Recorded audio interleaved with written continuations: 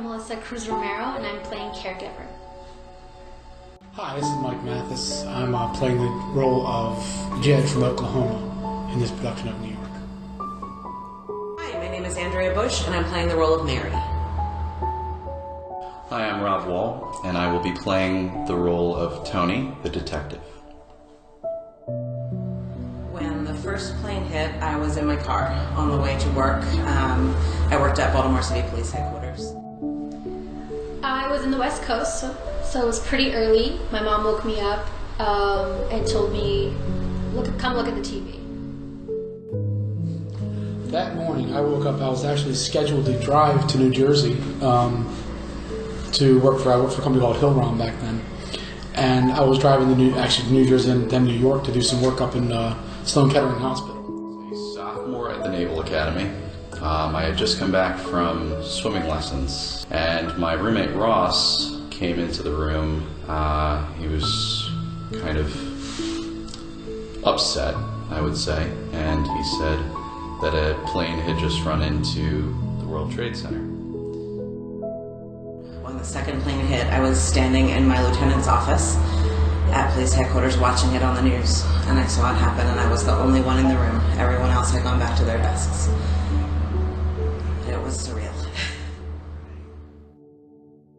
So I was in 6th grade, and they said the teachers really just wanted to watch the TV, really. So they were also crying and also just talking to each other about what happened, what do they think happened. The town that I grew up in, Mountain Lakes, New Jersey, was a commuter town about 35 miles due west of Manhattan. We lost a substantial number of people in our town that day. 4,000 people in the town. Church felt very different the following Sunday. We were all pretty much in shock and just sat there and watched as the towers burned and as they fell. And could not believe that they fell like they fell, that they would have done that. And we had people in the office who were from New York, and so they were frantically trying to call their loved ones and make sure that they were okay. And so, those of us who were not there, I remember feeling grateful that I didn't have that worry, and also guilty for not having that worry. I think understanding helps healing. I think that the play is about going to somebody, some kind of therapist or doctor, and talking about it, and talking about the ugly and beautiful. And I think any time that you can get out those feelings and that anguish and that anger, whether it be through theater or through letters or through any kind of conversation, I think that's beneficial. I think anything that we do that helps remind us of what happened, to prevent it from happening again, and help us to be more vigilant and respectful of each other, I think is helpful to this country. There's a lot of elements of the human experience that were shared in the immediate aftermath, and I think it was a pretty big shared experience.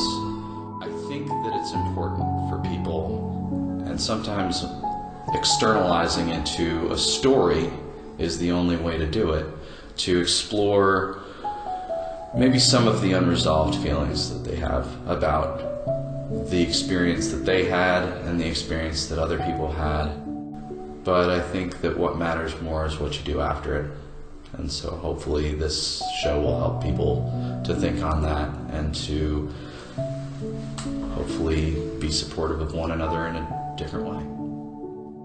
For a brief moment in time, we all came together and then so violently split apart again. And as we endured, it's okay.